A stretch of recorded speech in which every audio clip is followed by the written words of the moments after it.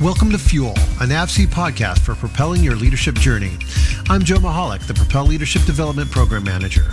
Propel strives to develop leaders who write, speak, and behave consistently with a heart of service. Each month, Fuel gives you up-close and personal access to NAVSEA thought leaders who have been there, done that, and are ready to tell their stories, ready to invest in you.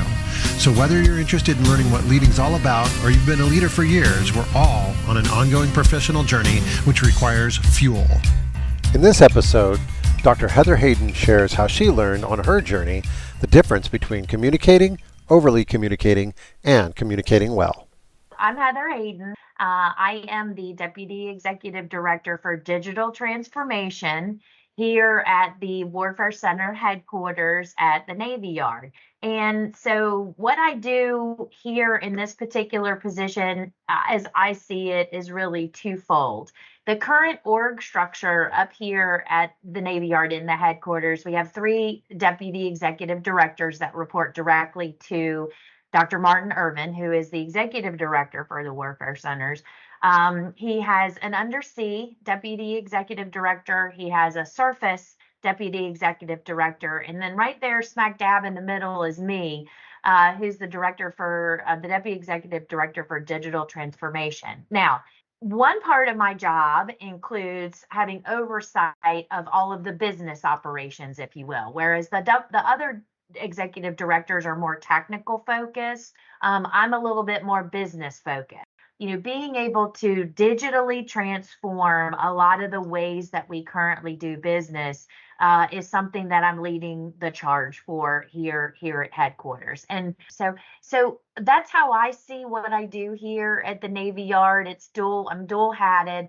I love what I do. I've been in the position since February. It is a very, very big change for me from what I came from. I started at Indian Head with the Navy. I started at an SWC Indian Head. So I am very, very intimate with how the warfare centers operate, our challenges, our successes, some of our challenges with communications and, understanding headquarters, where headquarters head is at, and how sometimes we really need to work to make sure we have excellent communication to, if we're going to implement policies and find a balance, how do we make sure that it works for the divisions? Because we have 10 divisions and they all do an amazing different set and complex everything, right? I really have to tell you, I feel like that all of the experience that I gained in the technical world only helps me here in the business operations world, because you cannot have success in one without the other. Okay. And, that was another thing that we really struggled with. I struggled with in the department. For instance, everybody owns acquisition, everybody. Okay. And for a research development, test and evaluation community of highly skilled technical people, if they're not able to embrace what it takes to get something on order, or to let a contract, or, to make sure that your facilities are up and working, that your HVAC works, that if you need to do these critical, you need to take these critical readings and you need your humidity to be working, it's those types of, it's that complement of those 2 lanes that are a bigger picture thinking, that you just need both to be successful. And I, sitting in this position, am able to also help. A lot of our business folks don't have that connection with the technical world. And so being able to bridge that gap, there's gaps in translation, right? What do these, nerdy PhD scientists and engineers need this crazy chemical for? Well, let me tell you, this is what it's for. We're putting it in a torpedo, and that torpedo, with that ingredient, that torpedo is going to blow up a bad guy. It's that type of gross oversimplification, but it's being able to get those 2 very important key communities together and get them talking. Because, like I said, in this warfighting preparedness, or this warfighting readiness posture that we're moving to, we are not going to be able to function without one another in step. So How did you balance earning that doctorate's degree in mechanical engineering, which you didn't introduce yourself as Dr. Hayden, but I know you to be that, so I will do that for you. Um, uh, and then you were working full time, I'm assuming, and in a highly technical field. And maybe, just maybe, you had a personal life. How you're did you right. balance? How did you balance all that, and how does that fit in your current role? Like I said, so you're coming from that really highly technical thing, and now you're in this really a business operations role. So Um, my husband was on the board of directors for a gentleman who worked at an SWC Indian Head and said, "Hey, Indian Head is looking for, some energetic youngsters, and we're going through a huge hiring phase right now, and why don't you, have your wife send me her resume, and let's see if maybe she'd be interested in coming to work at Indian Head." And the rest is history. Like I said, I started down there in 2002, and I was so fortunate. The Navy has been so good to me. And God blessed me with the ability to be able to manage going to school in the evenings and being able to execute work that directly linked to my job in the branch that I was at in Indian Head on gun propellants and the R&D of new ingredients to put in large caliber 5-inch 54 gun propellants. And R&D then, being research and development, just to yes, yeah. research and development. That's right. And then to be able to finally graduate with my PhD in combustion in 2009 from George Washington University. So my journey has been a long one, and I will be very honest with you. It was difficult. I would, I don't want to paint this, super happy, gorgeous picture. It was tough. I was also raising 4 stepchildren, which added its whole different set of challenges. But it was something where, to be honest with you, after a couple of good, thorough discussions with my husband and him making sure that he understood that he was important too, I really needed to sit down and think and strategize about how I was going to approach this, and being able to really figure out how to truly balance your home life, your personal life, and then also, your career. And I was also a little bit different because God spoke to me a long time ago, and it was just something that was never in the cards for me to have my own biological children. But like I said, my stepchildren are my children, and so I feel like even though I wasn't blessed with biological children, I was blessed with my stepchildren, and they they tested me as much as a regular biological child would test you. So I feel like I got my credentials there, and I got my card, my parent card. But it was one of those type of things, quite honestly, where um, setting a schedule every single week, literally on Sundays. I would have to do that because, like I said, I was going to school in the evenings. Now, this is when, I was down in Indian Head. So I had to get myself from Indian Head to the University of Maryland, okay, for these courses in the evening. So I did spend a lot of time on the Beltway getting there.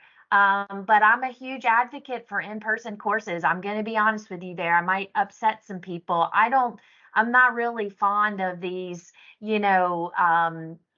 online courses. And again, I'm an old lady, I'm old school, but I really believe in the exchanges with your fellow and that commiseration, if you will, with your fellow, engineers sitting in there trying to understand all of these, laws and how to apply all these, techniques and those interactions with your professors. So, but it was very important for me to be schedule driven. I got very intimate with Microsoft Project. And I think the thing that was the most important to me is I set deadlines. I had to set deadlines. I had to set deadlines for when I was going to start my dissertation.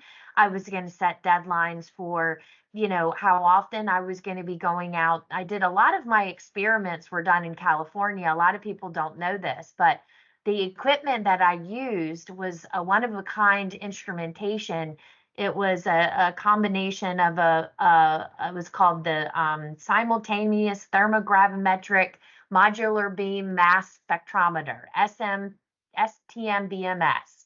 And it was an instrument that was developed by Dr. Richard Behrens out at Sandia Livermore Laboratories. And so I was going out there also and spending weeks at a time to try and do a bunch of experiments. And then I would come back here and I would analyze the data.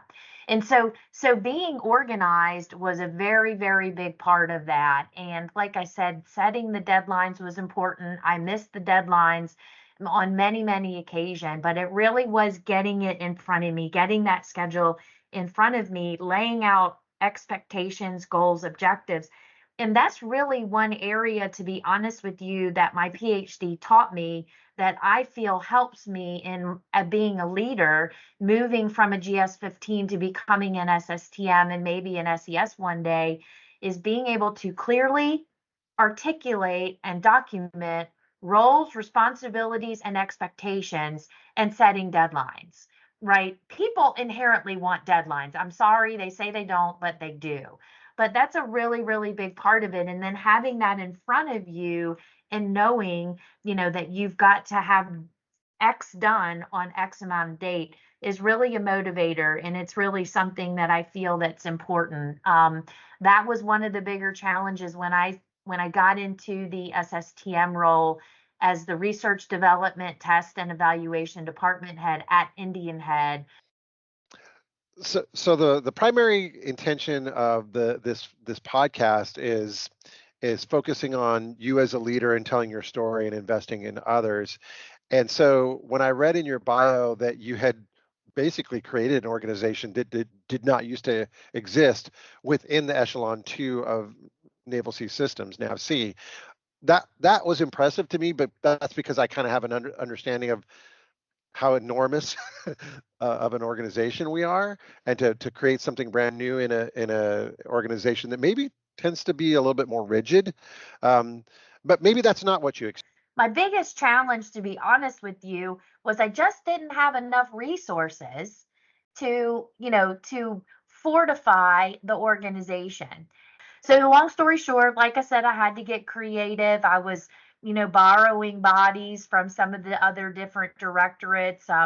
I was reaching down to some of my other contacts at the warfare centers, and we were doing some rotations and doing some details, leveraging Dahlgren. Like I said, Mr. Sisson was helping me do this, and leveraging some of the expertise at NOSA.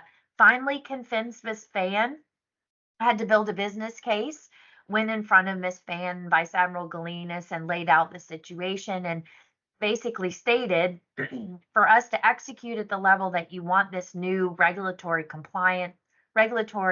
and compliance organization to function at, you're going to have these individuals in place. So I was able to secure not only, going and getting an executive level billet, but I was able to get a handful of additional billets that we needed in order to build. And so it was really stressful, but at the end of the day, we as SSTMs, as leaders, you have to motivate your workforce. There was a lot of negativity that was any kind of realignment is going to naturally conjure up negative feelings, right? So we had to work around that. I brought a tone of positivity, communication. The overall realignment was not well communicated to the workforce. So I had monthly all hands. They so embraced the communications, and I had multiple people coming up, thanking me, and just simply saying, thank you for giving us a heads up on what's going on. We just didn't know. I didn't even know where I was going to be sitting. I didn't even know if I was still going to be a part of the NAVSEA, ESH2 organization. And so communication is a very, very big part of overcoming these hurdles. If you're transparent, it really brings a group together. And if you're comfortable saying, look, I'm really challenged with this too, but I need your help. This is where I'm at. This is where I want to go. And I need your help to get me there. So for me, if someone were to say to me, what is an attribute that you hang your hat on at the end of the day, that you feel like really is the key to your success, it's the ability to bring people together and communicate well, not overly communicate well. And I wasn't always good at that. So that was something that I had to learn, was the difference between being an over communicator and being able to communicate well. But yeah, that was one of the best experiences of my life. And it was a detail. And so my responsibilities at Indian Head, we had some things happen that called me back to Indian Head pretty rapidly. So I had to go back to Indian Head, which was good, got things settled there. And then, of course, I really enjoyed my time here at the Navy Yard. And so when this position presented itself, I really wanted to apply and keep my fingers and hope that I could make my way back up to the Navy Yard. So I was very fortunate to get this position. So that's kind of a very long-winded, spiel about how I even got, how I caught the NAVSEA bug. So Caught the NAVSEA bug. I like that. So don't have a ton of time left, but I want to hit one point and then I'll get to my last question. Could you give me maybe 2 minutes on the value of rotations? Because you said you were on a rotation and you couldn't have succeeded at establishing that new safety regulatory compliance directorate without having people who were on rotation. So talk about, if you don't mind, the value of rotations and just give us your perspective on it. Sure, absolutely. So as a leader, I think everybody constantly tells us you need to get out of your comfort zone, right? That only makes you grow. Go and do something that you don't know how to do, okay? And that's very, very important. All of the mentors in my life have always said you need to go and always try and seize any opportunity to do something different. And so, it's natural that we're going to get comfortable in our normal spaces. And that's where I was in Indian Head. I was very comfortable being the RDT&E department head. I found myself complaining and I wasn't helping anybody. And I felt like I was in a little bit of a rut. And that doesn't help anybody. That's not good. And so anyway, the value of rotations is it gets you out of your normal comfort zone. You get to experience what other people, you get to experience new organizations and see other people's challenges and see where they do things really, really well. And then sometimes you can take that back to your organization with new ideas and a fresh set of eyes. And the other thing, the value added that I see in leveraging rotations is that it diversifies the skill set of the individuals needed. We as a Navy are really, really challenged to find niche skill sets, and specifically at the warfare centers, right? So we have no other choice but to open our aperture and to see what other skill sets are out there and what other skill sets individuals can bring to the table. It might not be a perfect match, but they may be able to bring something different that you never thought of. In trying to pursue these solutions to these really hard problems. And so I just find, when you're sitting around the table and, I have found on more than one occasion, you ask the one person that what their background in is really not a background that you think is going to be able to provide a huge contribution to this particular conversation. And you go around the room and say, hey, what are your thoughts? And they have a brilliant idea that I never even thought of, right? And so just being able to have that different view and having a wide array of perspectives and skill sets and just people that have had to solve different problems.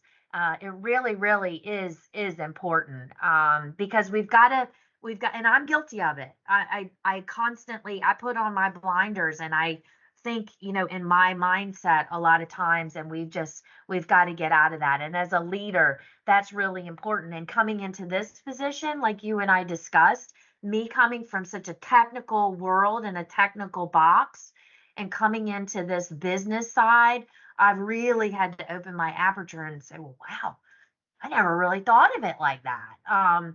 And so that's really important. And those types of that's going to get you to a solution quicker than anything else, is being able to see other perspectives and be open to other solutions that you yourself, or your smaller team didn't necessarily think about. So those rotations are critical and valuable. And like I said, it just provides you with a whole set of a different perspective that you might not otherwise have, sitting at your normal place. So. Yeah, and I think that the fact that you pointed out that it's a natural progression the longer you're in a role, that you become a little bit more myopic, if you will, a little bit hyper focused, and it's to no fault of your own, but just the nature of the work. And so going on a rotation just pulls you naturally out of that and allows that perspective. So thank you for sharing that.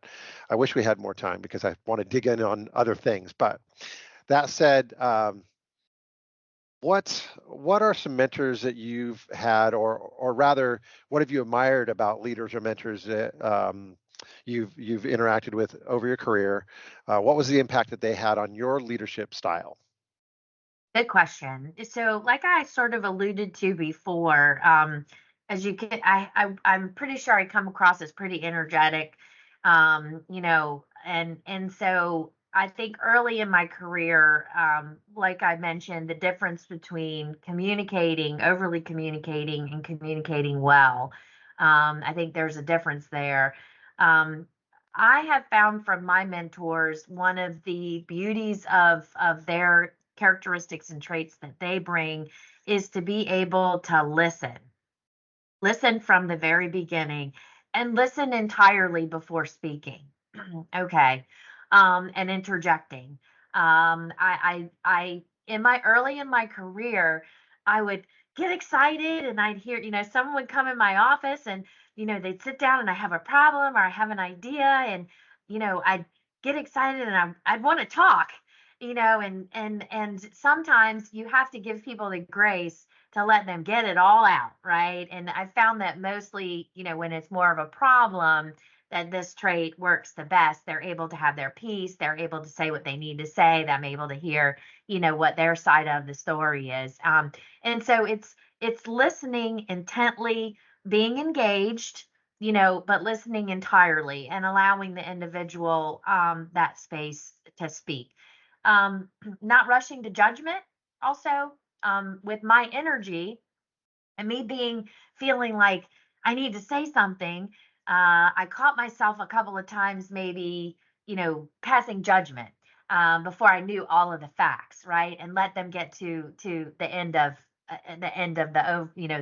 their summary of what kind of happened. So not judging, very, very big part. Careful with the assumptions. With us, I have found that with my experience, one thing that I tend to do, and I think this is also very natural at my age, I've seen people do a lot of things. I've seen things happen, and I naturally, sometimes I make an assumption. I'm like, well, I've seen this picture before, and I bet you this is what's gonna happen. But you really need to, like I said, sit in your space, absorb all of the data, observe the individual's perspective, put the assumptions aside, do a full assessment, get more than just one individual's takes on it before you start, providing your overall, full on thoughts as to how to pivot or how to approach it. I just think in the beginning, I was, my energy got the best of me, and I made some assumptions and made some decisions and put myself out there that got my hand slapped a little bit, or whatever the case may be, before I actually knew the full story. And so any of my mentors, Miss Karen Burrows actually is my mentor. She used to be the executive director at NOSA.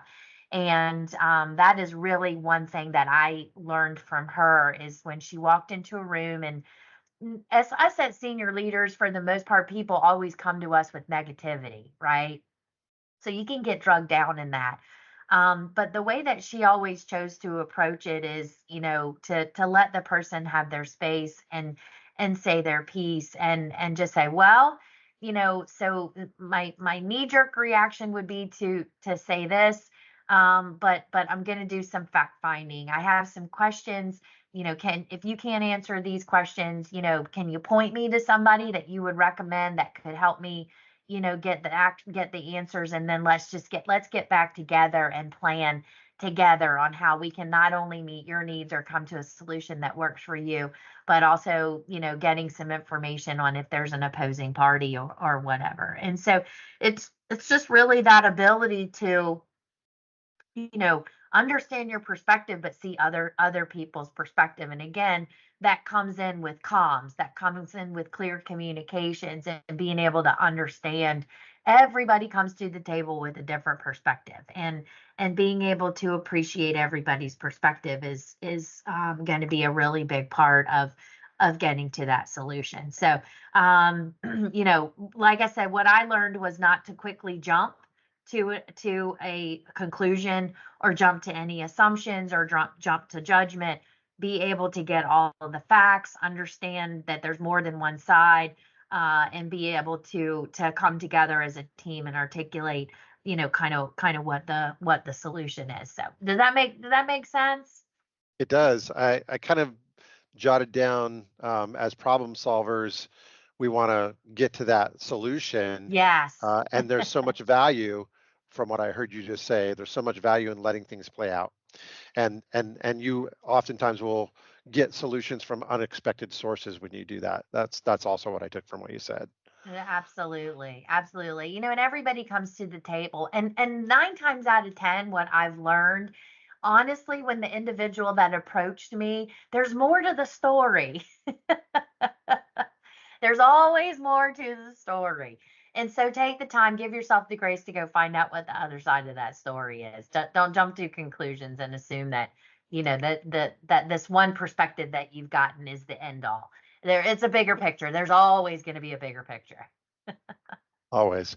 Well, if you don't have more than 2 minutes left on your calendar, then you've got those 2 minutes to kind of give your last pieces of thoughts on why leadership is important to you personally, and why you think people should just keep on working on that journey.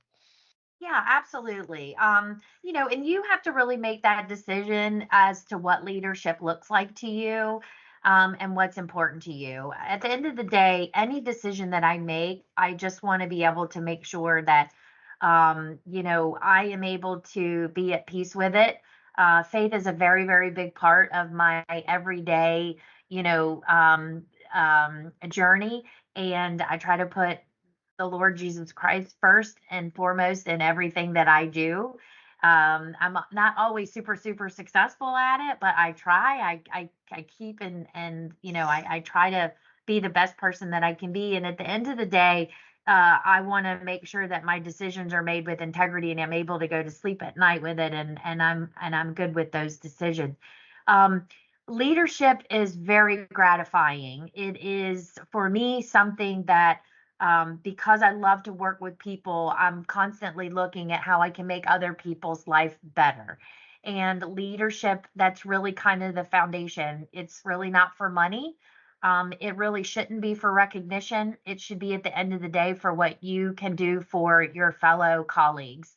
And in these leadership positions, is very, very important. It's not going to be about you. It's going to be about what you can do for those folks around you. And I get a lot of um, joy in being able, even if it's just as simple as, making sure that, if my staff comes in, they have everything that they need to do their job at the end of the day, whether it be pens, pads, their computer, whatever. Just being able to be that servant, to folks, and help them. And so that mindset is really, really important. You're going to need to put your ego aside. That's also very important. I've learned that, being a female in a mostly dominated male organization, and being able to know in your heart that if you're comfortable with who you are, you can walk into any room and you can really, hold your own, and you can, leverage your background and your expertise, and be comfortable. Don't try to be somebody that you're not. that always shines immediately through. And so I just encourage everybody that's listening, if you're anticipating, trying to become an SES or an SSTM, really take a step back and think about what your goals and objectives are and why do you want to be a leader, and write them down and think about what's important to you and what makes you happy. And at the end of the day, it's all about the greater good and serving your fellow colleagues. So that's where I'm at on it. Thank you for joining this episode of the Fuel Podcast, brought to you by NAVSEA's Propel Leadership Development Program. For more information about Propel, visit the Propel wiki page. Thanks for adding fuel to propel your journey.